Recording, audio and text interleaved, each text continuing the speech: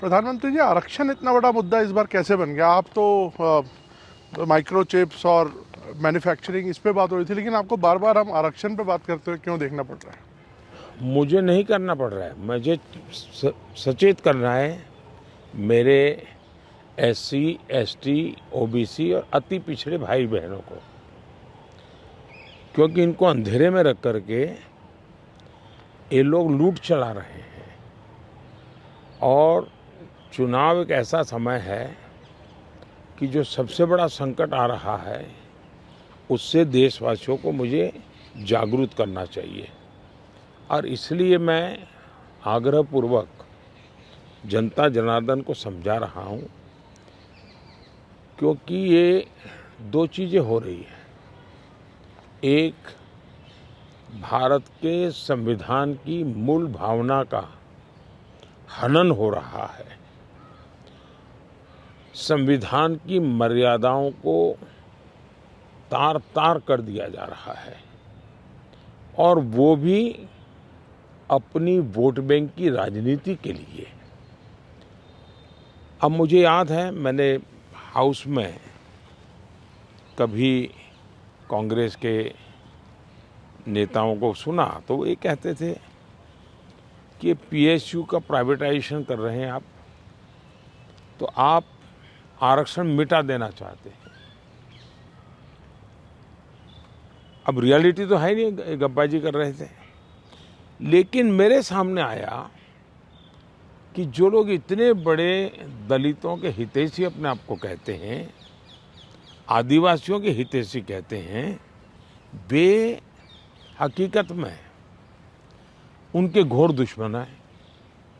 इन्होंने रातों रात एजुकेशनल इंस्टीट्यूशंस को माइनॉरिटी इंस्टीट्यूशंस बना दिया।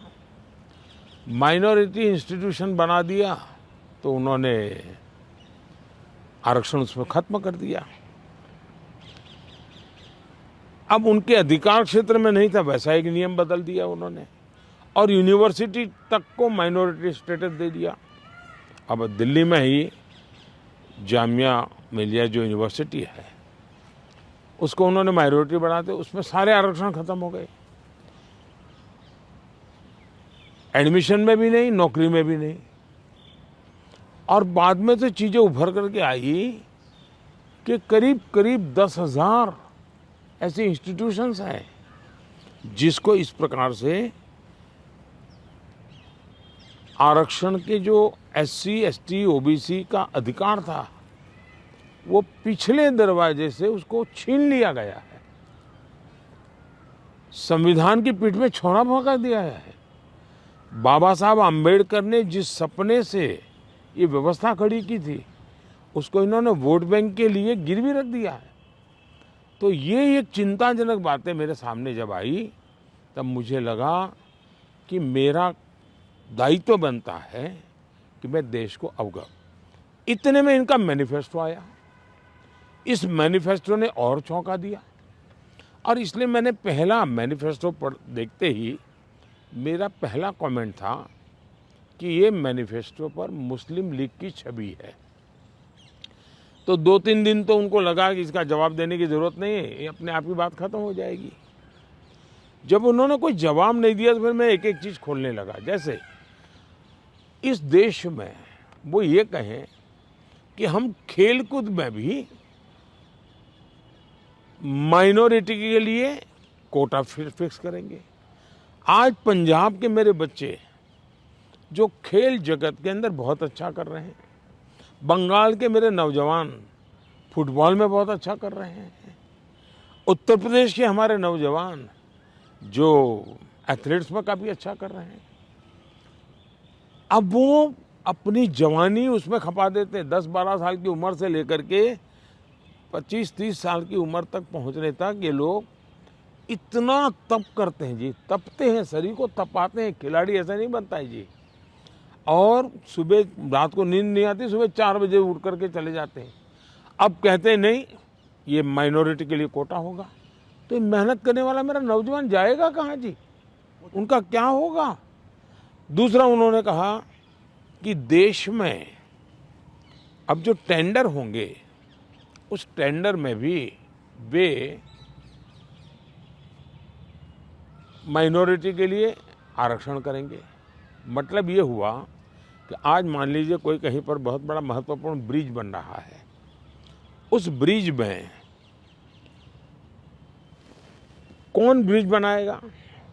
तो जिसके पास ट्रैक रिकॉर्ड है, जिसके पास संसाधन है, जिसके पास कैपेबिलिटी है, जो परफॉर्म कर सकता है, सारे उसकी जो रिक्वायरमेंट है उसकी पूरी करता है, उसमें कंपटीशन होती है और कंपटीशन में जो निकलता है उसको टेंडर मिलता है। ये कहते नहीं, ये सब बाद में। अब मुझे बताइए, अगर इसी प्रकार से सिर्फ धर्म के आधार पर कोटा दे देंगे, वो ब्रिज बनेगा, लोग मारे जाएंगे, तो कौन जिम्मेवार होगा? क्या आप वोट बैंक के लिए आप आने वाली पीढ़ियों को भी तबाह करना चाहते हैं? तो ये ऐसे विषय थे जो कांग्रेस ने अपनी वोट बैंक की खातिर मैदान में उतारे। तब मेरा कर्तव्य बनता है कि मैं मेरे दलित भाइयों के अधिकार के लिए लड़ूं, मेरे आदिवासी भाई बहनों के अधिकार के लिए लड़ूं, मेरे ओबीसी पिछड़े भाई बहनों के अधिकार के लिए लड़ूं, और इसलिए मैं लड़ाई लड़ रहा हूं। तो ये जो परसेप्शन बनाया जा रहा है कि आप आए तो बिल्कुल आरक्षण ही खत्म कर देंगे, ये क्या, इस पर क्या बोलेंगे? इन्होंने ये पाप कर दिया है, उसके खिलाफ मैं बोल रहा हूं, इसलिए उनको झूठ बोलने के लिए ऐसी चीजें का उपयोग करना पड़ रहा है। प्रधानमंत्री जी, आरक्षण इतना बड़ा मुद्दा इस बार कैसे बन गया? आप तो माइक्रो चिप्स और मैन्युफैक्चरिंग इस पे बात हो रही थी, लेकिन आपको बार बार हम आरक्षण पे बात करते हुए क्यों देखना पड़ रहा है? मुझे नहीं करना पड़ रहा है, मुझे सचेत करना है मेरे एससी, एसटी, ओबीसी और अति पिछड़े भाई बहनों को,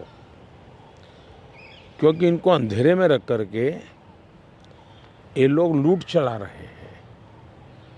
और चुनाव एक ऐसा समय है कि जो सबसे बड़ा संकट आ रहा है, उससे देशवासियों को मुझे जागरूक करना चाहिए।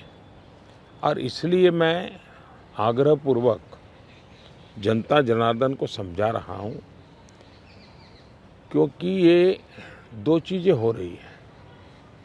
एक, भारत के संविधान की मूल भावना का हनन हो रहा है,